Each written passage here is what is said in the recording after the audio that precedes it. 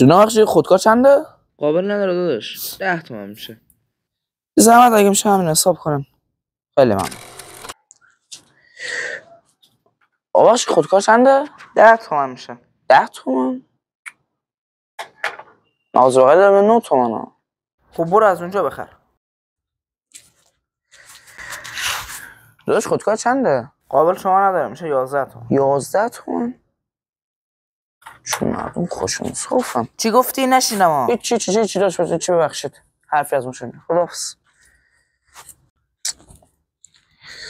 پوف کل محل رو گشتم یه جا خودکار زیر 10 تومن پیدا نکردم. برش که برم بابا اصلا اون مغازه اولیه بخرم. یه دونه مغازه اونجا برم اون نگاه کنم.